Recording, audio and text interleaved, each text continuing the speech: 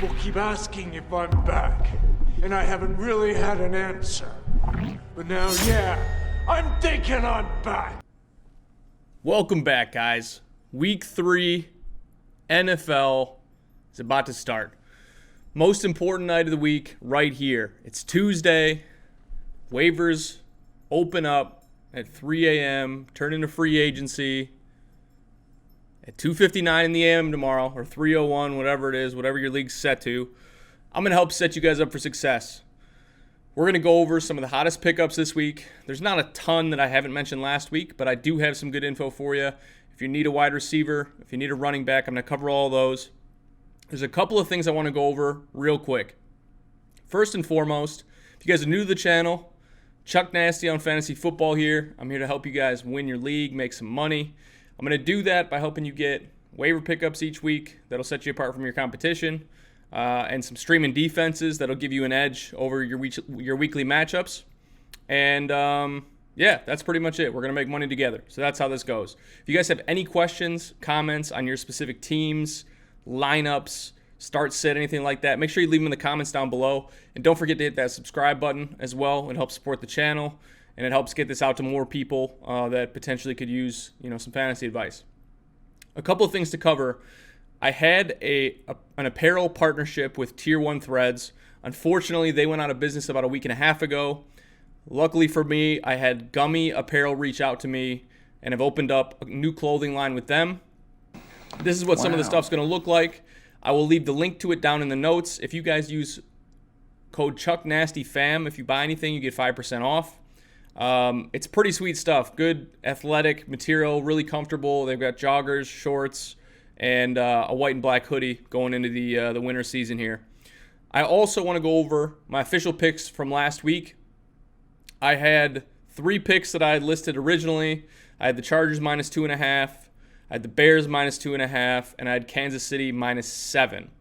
Now, of those picks, I pulled the Bears pick off the board on Friday. I apologize, I didn't make a video on Friday to confirm that. I have text messages to prove it. I just got a bad feeling. I didn't think that the Bears were going to cover the line like they were supposed to, and I felt bad betting against my own team.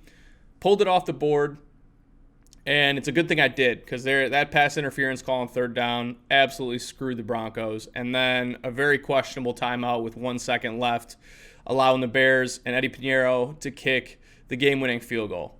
Was a bunch of BS is what it was. So I watched the game. The refs were awful on Sunday. It is what it is.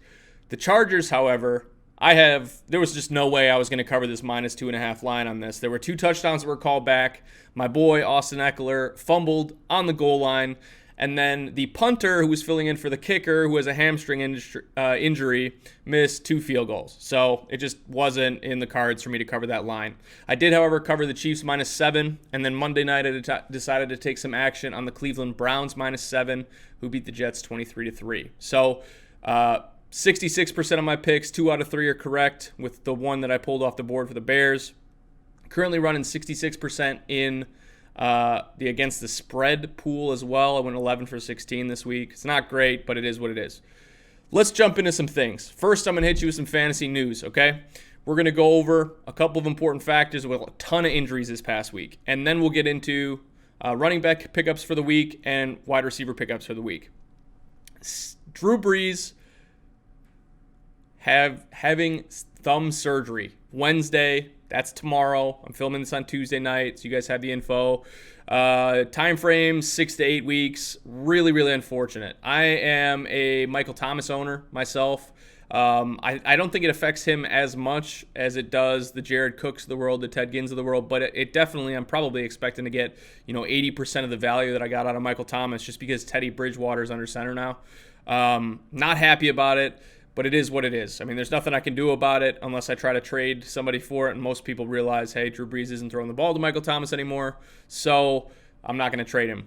And I understand that. Alvin Kamara takes a hit as well, but you can't not play him. I mean, he's one of those guys you have to play him. Ron Rivera and the Carolina Panthers announced that Cam underwent treatment for foot soreness. Surprise, surprise, Ron Rivera and the Panthers were lying. Cam said he was over this whole foot thing. He has not looked normal. He's not looked good the first 2 weeks. Week 1, he looked terrible. He's not running the ball. His shoulder looks strange. He's just not playing like himself. He's trying to play like a pocket passer, and it's not working for me. I have him on one of my teams. My plan is to drop him tomorrow morning to pick up another quarterback. Really unfortunate. I was hoping to get some of his running upside this year. It just doesn't seem like that's in the cards. So if you're a Cam owner, I'm sorry. We'll suffer together. It is what it is, but he's pretty much droppable at this point. There are guys like Josh Allen, Jimmy Garoppolo, a couple of streamers on the waiver wire, Andy Dalton, Matt Stafford, some stuff like that you guys can play on a week-to-week basis based on matchups. You'll be fine. Moving on, Deshaun Jackson, who I just happened to trade for today, actually. Shout out to my boy Josh and Zach. Has a groin injury, isn't expected to play until probably week 5. They also mentioned that he has some sort of an ab issue, like a 2-week sideline deal too. Not a huge deal, but ultimately the biggest impact here is the fact that Alshon Jeffrey and Deshaun Jackson are both injured, okay? Nelson Aguilar, we'll talk about it, all right? Moving on. Trevor Siemian, if you guys watched that Monday night game, it was atrocious. Myles Garrett just had this he was crushing the quarterbacks to begin with. It didn't have to be Siemian. It didn't have to be the third stringer. He was hitting everybody. He was absolutely working that left guard. But brutal leg injury, ankle, torn ligaments, out for the season, surgery, not fantasy relevant. You don't have to worry about it. But it's news, so I'm covering it, okay? The funniest part is going to be Luke Falk starting games probably for the next couple weeks until Darnold gets over mono, but we'll see how that goes. Other than that, Giants named Daniel Jones a starter for week 3. If you own Evan Ingram, be very happy. If you own Golden Tate, Sterling Shepard, even though Shepard's kind of not really playing, we had injury issues. Tate should be back in a couple weeks. This is a positive for you. Eli Manning was not a quarterback that people had to be worried about, and he was pretty predictable. Now, Daniel Jones brings a sort of an unknown to the table, and he looked really, really good in the preseason. I understand it's preseason. It's fine. Looking forward to seeing what he does out there. I actually took the Giants in that pick'em pool week 3, which is really surprising and hard to do. I thought the Giants might lose all 16 games, but they have to win 1 week, so this is the week I'm picking them. LaShawn McCoy, ankle injury, has a shot to play week 3. The MRI said it wasn't significant damage, so we'll see where that ends up. Damian Williams also had a knee contusion. The entire Chiefs backfield is banged up. Hint, hint, Darwin Thompson. That's kind of unfortunate. Most people own Damian Williams instead of LaShawn McCoy, but a bunch of people picked him up too. The good news is neither of them are serious. They're both probably going to try to play this week, but might be worth a speculative ad on Darwin Thompson as well. We'll get into that in a little bit. David Njoku had that nasty spill where he ended up on his head. Was ruled out with a concussion.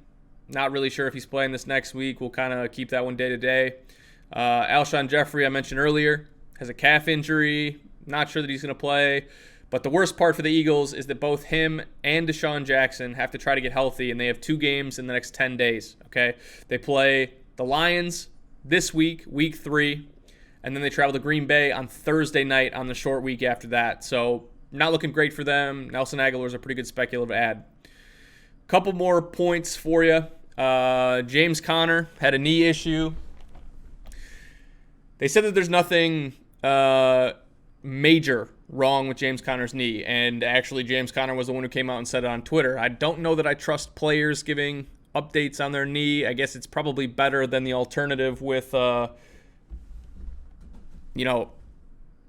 coaches, I suppose. I would rather have a player tell me that he's okay to play than a coach tell me he's okay to play, but we'll see. This is a pretty good piece of information for those that own Jalen Samuels. If you don't, we'll talk about it in a little bit. Let's see. Marcus Mariota had some sort of a quad injury that was listed with today. They said it's not very serious. He didn't practice yesterday on Monday, but it looks like he should be fine for Thursday night's game against the Jags. Cowboys and Michael Gallup, 2 to 4 weeks. Meniscus injury. He's having some sort of an arthroscopic surgery to trim the meniscus. Opens up some passing lanes for none other than the Randall Cobb. You'll hear more about that shortly. And then I almost had a damn heart attack when David Johnson left the game last time. You know, that wrist deal looks awful familiar. A couple years ago, got burned by that, where he was out for the entire season. He did come back in, and he ended up scoring a touchdown, so it should be fine. Let's get into the waiver wire ads. Just wanted to make sure you were all looped in on the news. But number one running back to add. I said it last week. I'm going to say it again for those of you that are hard of hearing. My boy, Raheem Mostert, all right? When I say Mostert, I mean must start, because he had 24 points in PPR formats this week. 13 for 83 on the ground, 3 receptions on 4 targets for 68 yards and a tutty. And he would have done a lot better than that had Jeff Wilson not come in there and stolen 2 goal line touchdowns.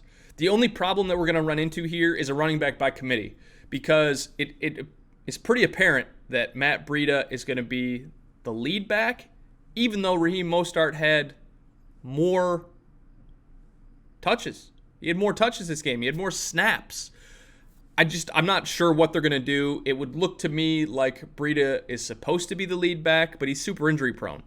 So add Mostert, add him onto the roster. If you don't want to play him, that's fine. It's a little bit of Russian roulette with the running backs. He seems like he's producing pretty well, and Shanahan just has this run game down. I mean, they're scoring on the ground each game. It's just a matter of who.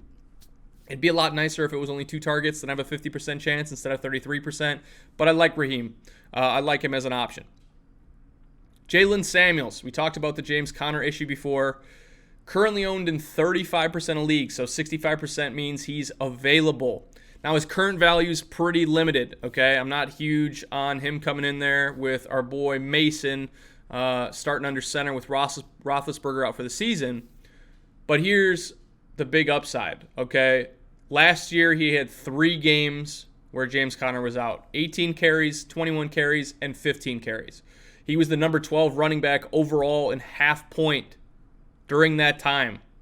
If Connor's out for whatever reason, and he's already getting banged up, having issues with his knee, ankle, whatever it is, he is an immediate RB2 with RB1 upside, especially in PPR formats. So he's more of a bench stash for now. I don't think he has any immediate value. It really depends on what happens with James Conner. I just want you to be aware of that. Keep an eye out on the waiver, see if he's on there. Maybe don't burn a waiver wire ad on him, but go on there at 3:01 tomorrow, or whatever your time zone equivalent is. You know, wake up at 7 o'clock. You're on the John. Scroll through and add him, so you're not wasting a waiver wire. That's fine. You don't have to be a diehard fantasy player to get good value. As long as you're hitting it before there's other people that are looking is most important, okay?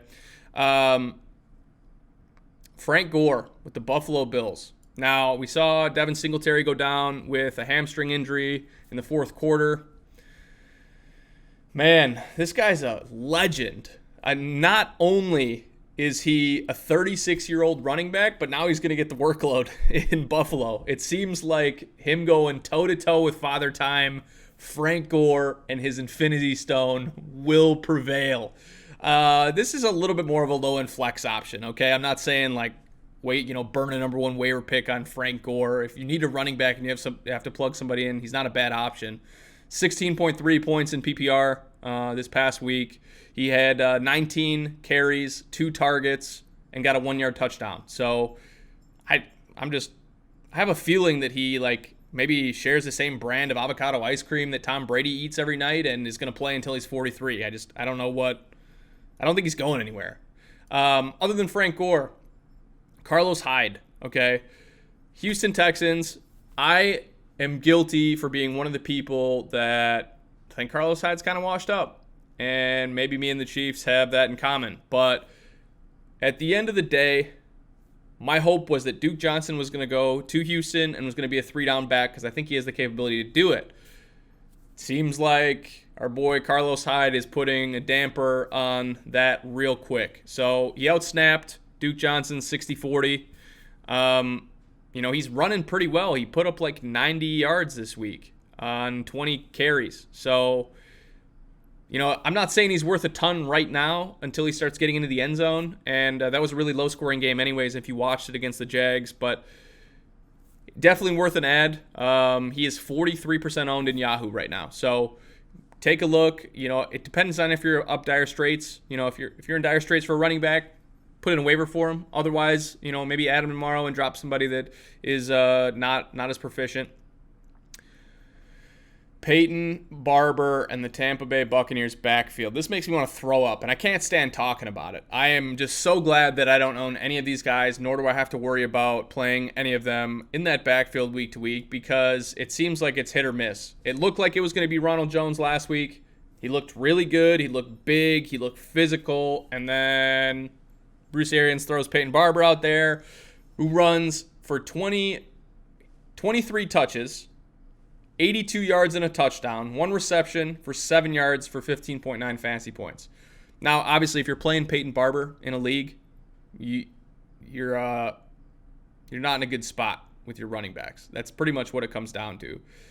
A ton of people dropped him because they thought that Ronald Jones was going to be the lead back. He's 47% owned on Yahoo.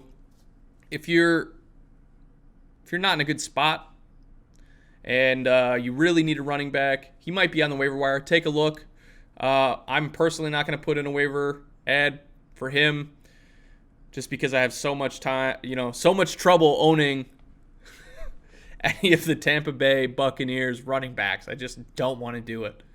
But it depends on your situation. If you need him, he's a good option. He is racking up fantasy points. He's startable. Chris Thompson with the Washington Redskins, 48% owned on Yahoo. A couple of these guys I had already talked about last week. Okay, so if I sound like a broken record, if it sounds like I'm repeating myself, it's probably because I am. But if they're under 50% owned and they're out there in a ton of leagues or more than they're not, I'm going to put them on here so that people can take advantage of it. Adrian Peterson came out, got a touchdown, got 37 yards on the ground, and the Skins were behind like usual. In these games where the Washington Redskins are behind, Chris Thompson is going to have a huge advantage. First week, 14.8 points in PPR, behind to the Eagles towards the end of that game. 10.10 points week 2 PPR. And the majority of his targets come from when they're behind. So, you look at last year, he had 55 targets last year, and 41 of those 55 targets came from when they were losing in the game script. So neutral game script is probably going to favor more towards Adrian Peterson, but in most cases, and the Skins aren't a great team this year, I'm not saying they're bad, I'm just saying they're going to be behind more than they're ahead. Thompson's going to be getting more work. So in PPR formats, definitely look at adding him. I got a couple guys that are smaller percentage owned. These are probably guys that I wouldn't recommend putting in a waiver wire ad for. I don't want you to waste a waiver pick, especially 1 through 5. If you want to go in and pick him up in free agency, that's fine. Jamal Williams, Green Bay Packers, 7% owned. Now, you looked at what Aaron Jones did last week. 116 rushing yards, a touchdown. It was a big game. But Jamal Williams got in the end zone on screen pass too, and Matt LaFleur is doing exactly what he said he was going to do when he said we're going to run the ball a ton. So I'm just kind of playing the odds here. I'm not chasing after the fact that Jamal Williams had a touchdown last week, and I'm trying to get that into my lineup. But if Aaron Jones gets banged up or he gets into more trouble with the law, you have a starting running back that is chilling right there, ready to plug and play as an upside RB2. And additionally, if they're going to be running the ball more, like Aaron Jones isn't going to be able to handle 32 carries. So if somebody else has to get to work, it's going to be Jamal. Another guy that I would not risk a waiver wire or a waiver on would be Darwin Thompson with the Chiefs. I talked about earlier in the news piece that LaShawn McCoy was banged up. He had an MRI. That Damian Williams had a knee contusion. They're both kind of expected to play. I'm not sure there's a ton of value in Darwin Thompson. This is like a 3-headed snake. But if the two of those guys are unable to go for whatever reason and you happen to have Darwin Thompson stashed on your bench for a week or two, you probably have an advantage over somebody else. So I'm not saying burn a waiver on him. Pick him up tomorrow morning. Hold on to him for a week and a half. If he doesn't do anything or there's no upside because both the other guys are back and healthy, just drop him again. But at least that way you have additional upside in case the two of those guys aren't able to play on a high-octane offense. Now, they have a terrible matchup this week against Baltimore. I'm not saying plug and play him this Sunday. Don't do that. I'm just saying bench stash with upside. Additionally, another bench stash could be Ty Montgomery. Le'Veon had an MRI last week, and then he ended up saying he was going to play, and he ran 31 times on Monday night, even though the Jets were getting absolutely pounded by the Browns, which isn't surprising. I mean, they had Luke Falk as their quarterback. Like, come on. Everybody was ruled out of that game. Quinnen Williams was ruled out. C.J. Mosley was ruled out. Darnold. Simeon left the game with a season-ending injury. I mean, it was brutal. But if Le'Veon's getting that much work, 31 times, they're probably going to need a little bit of change of pace in Ty Montgomery. He did get some passing down work as well. So PPR formats deep, 14, 16 teams, he might be a potential option. But in addition to that, running backs that have that much of a workload and teams are just riding them for extended periods of time, they're more likely to get injured. I'm not saying Bell's going to get injured. I'm just saying, speculation, deep stash for a couple weeks. Nothing wrong with that. Moving on. I went over the Darwin Thompson situation. Probably not adding him. I went over the San Fran situation, this kind of committee. I don't know that I like it necessarily, but I'm going to put him on here anyways. And we are talking about Jeff Wilson. So he's 0% owned in Yahoo, which doesn't surprise me. He was probably, to start the season off, listed as the 4th or 5th running back on this depth chart. So that's probably why he's 0% owned. He didn't get drafted in any leagues. But he did have 2 carries inside the 5-yard line, both of which were touchdowns, which really sucks if you own Matt Breida like myself, or if you picked up Raheem Mustard, as I like to call him. It's kind of unfortunate, right? Like, you don't know who's going to get the touchdowns, but it's another bench stash. Breida has had concussion issues. He's had ankle issues from head, shoulder, you name it. He's had problems with injuries. That's what I'm trying to get at. He's injury prone. So if you narrow that down to Jeff Wilson or Raheem Mostert being in that backfield there as potential stashes, there's going to be some upside there if Breida goes down. A couple other guys to add. Chase Edmonds, Arizona Cardinals, 4% owned on Yahoo. I talked about the fantasy scare and the heart attack I almost had when I saw David Johnson grabbing his wrist because it reminded me of that season, 2017, 2016, whatever it was, where he was out for the year after spending high draft capital on him. Just another precautionary deal. David Johnson seems like he's fine, but a good add for some upside. Let's get into wide receivers real quick. Nelson Aguilar, 15% owned. Deshaun Jackson is ruled out until week 5. I just talked about Alshon Jeffrey and how he's probably not playing. That leaves Zach Ertz and Nelson Aguilar and J.J. Arcega-Whiteside. So of those guys, obviously, Ertz is not going to be on any waiver wires. If he is, in whatever league you're in, I would expect an invite next year. But seriously, Nelson Aguilar is going to be the primary target that's on the waiver wire. 85% of leagues he's sitting on the waiver wire. Go grab him. You have a pretty good matchup coming up this week. He went 8 receptions for 107 yards and a touchdown on 11 targets last week. So he's obviously proven that he can get the workload. He's a competent wide receiver. It's not like you're adding a nobody. And there's a whole lot of targets that just got freed up for him. So definitely going out and putting in a high waiver on Aguilar. Other than that, Mecole Hardman, we kind of talked about this a little bit last week, 40% owned in Yahoo. A lot of people that picked him up and started him were pretty happy with it because he had, 4 passes, 61 yards and a touchdown. He also had one that got pulled back by a holding penalty. The 2 guys in this offense right now seem to be Demarcus Robinson and Mecole Hardman. And it's kind of tough to tell where Sammy Watkins falls into that, but Watkins didn't really do anything this past week. So it's a dart throw in a high-octane offense, but if you're looking for a wide receiver 3 upside to plug into your lineup, you've got some safe floor guys, and you need, some upside, any of those guys. McCole Hardman, available in 60% of leagues, is gonna be good for you.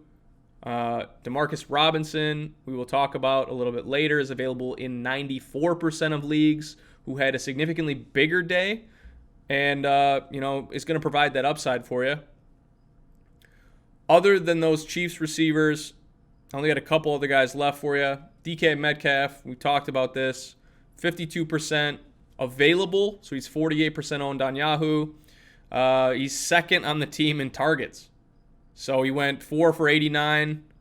He went 3 for 61 and a touchdown. He seems like he's doing pretty well. I'm personally not a big DK fan. I think he was a little overhyped, but you can't look past the stats. So definitely worth an ad if he's available. And then a couple of deeper guys. You got DJ Chark. I talked about him last week too. He's only 12% owned, so there wasn't a giant rush to go pick him up. But he obviously had yet another good game.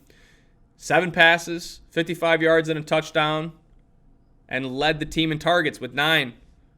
I would go grab it. Like, it seems like him and our porn star, Secret Gardner Minshew, have a pretty good rapport, and I'm not sure why, but whatever it is, it's working, and he appears to be doing well. You don't have to play him this week on Thursday night if you don't want to against the Titans defense. Titans have a pretty good D, but what I'm saying is, might be a good bench stash. If he performs consistently for a third week in a row, you have something going there. So definitely worth an ad.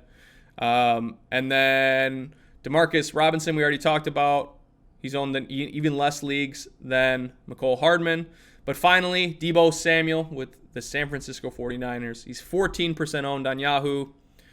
Means he's available in 86% of leagues for those of you that didn't do so well in math class.